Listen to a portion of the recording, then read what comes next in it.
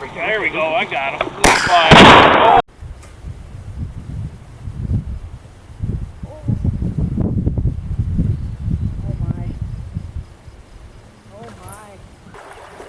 Been a kind of slow day. We've only caught a couple smallmouth.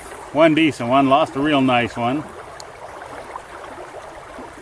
I say we, today I've got a fishing partner out here with me.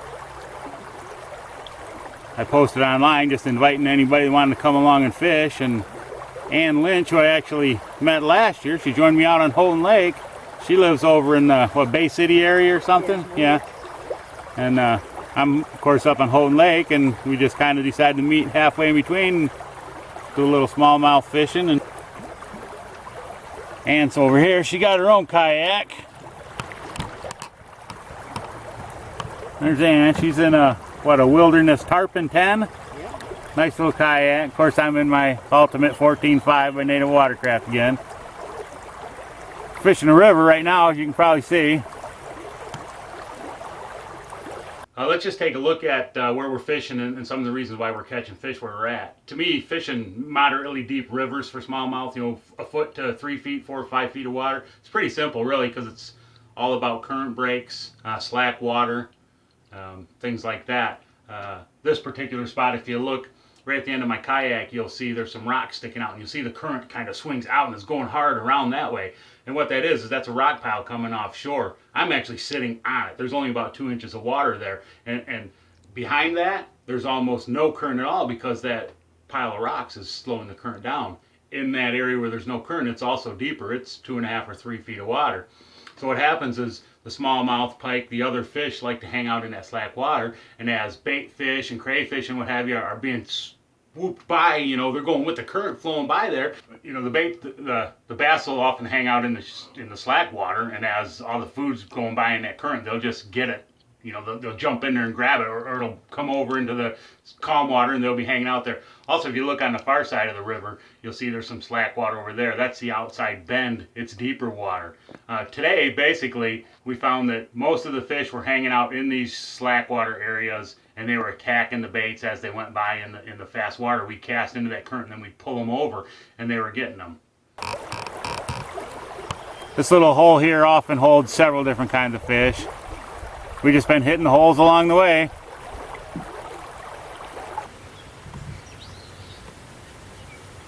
Oh, they're meaty, aren't they?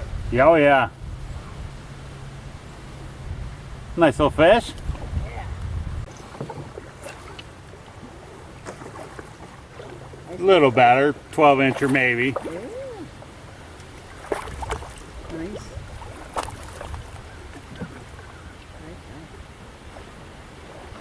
Is it in that shaded spot?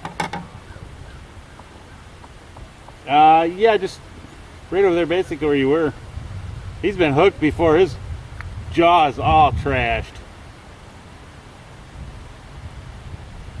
That guy's been hooked before. Look at that.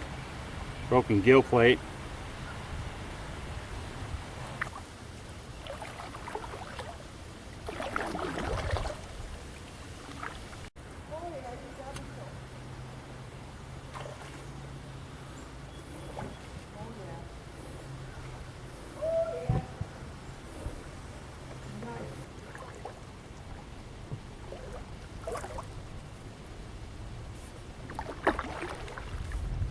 Yeah, right there.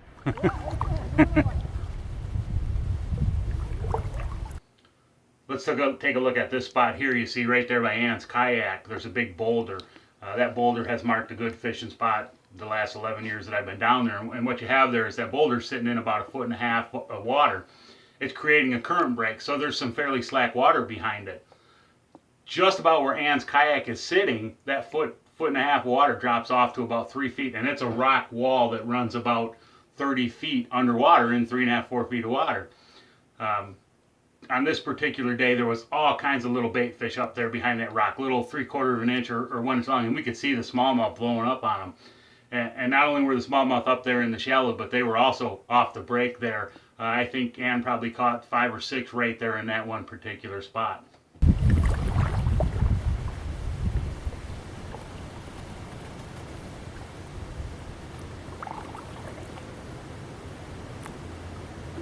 Got a better one? Oh yeah. Oh, the snake. Oh, the snake. Oh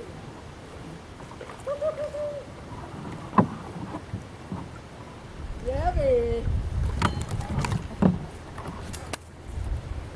Got my base. Good one. I could see them feeding up on them fish over there. 2 different times I seen fish come up. There we go. Yeah, I seen one come up. I flipped this right in there where they came up and wham. Yeah, it's not bad.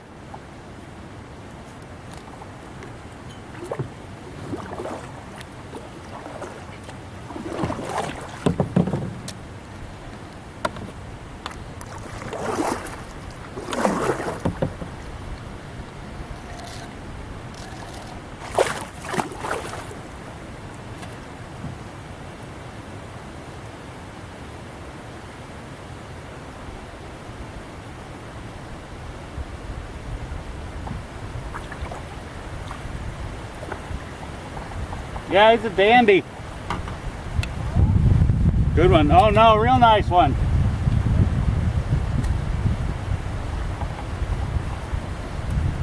Very nice smallmouth. Seen a whole ton of bait fish right over there. Also, I seen a couple fish come up and rise on them. The bait fish are only about this big. I flipped my little jig in there and wham, as soon as it went in there.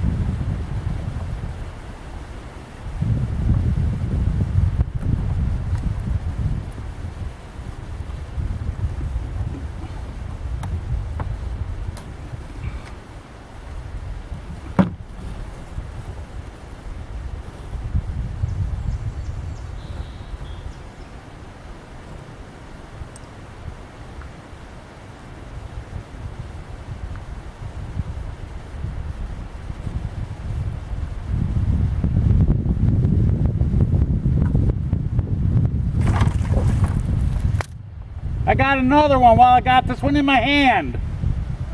I'm trying to take a picture and another one just hit. Crazy.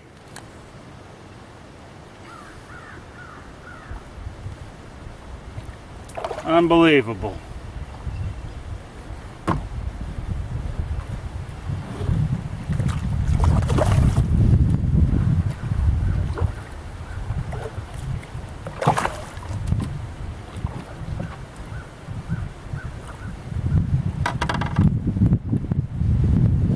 How's that? There we go.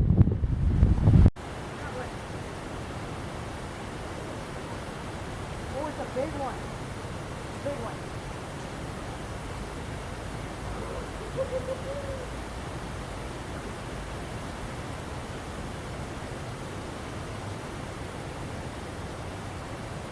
Oh yeah.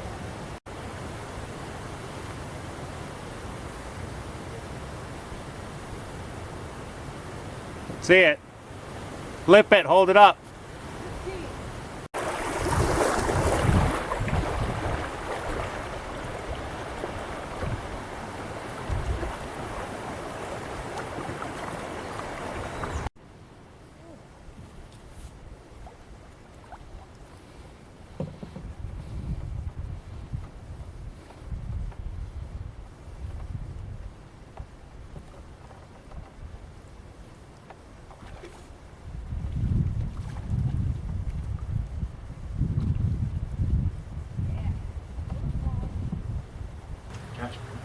Today what we're using is what I like to call a jiggermite. It's a 16th ounce black jig with what I make a homemade helgermite basically, and all it is it's a 5-inch soft plastic green pumpkin stick bait that I cut into quarters and make it replicate a helgermite, and then we just basically work it down in the rocks, dancing around a little bit, jig it just up and down above the rocks, and let it hop along in the cracks and crevices and behind the current breaks. Give you a good fight. Yeah.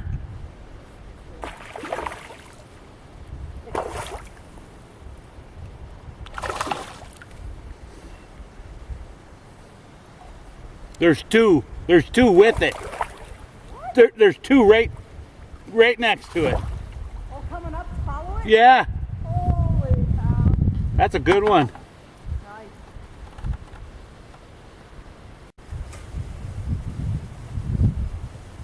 Oh. Oh my. Oh my. Holy cow. Wow.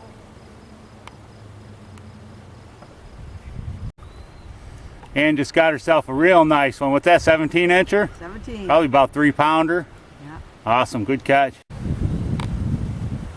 That's big.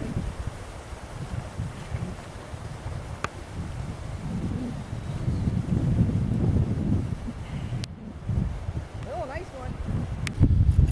Well, this is the second time this has happened today. I didn't even cast. I had my line just hanging over the side. Literally, I don't even have 5 feet of line out here. And a smallmouth hit it. I mean, this bait wasn't more than 4 feet underneath my kayak. And that's what I got. This hole here is, it's hot right now. I've hooked a couple, I've landed a couple, and just landed a 17 incher. I lost a big one. I don't know if it was a bass or what. We never did see it, but great hole right here.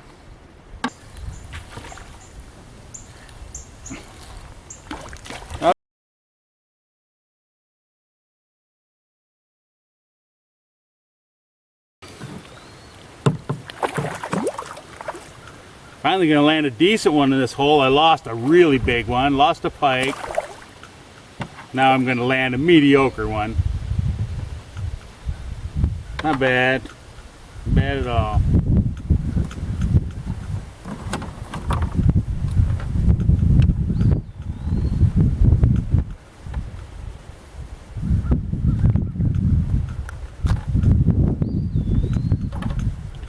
Lots of these today.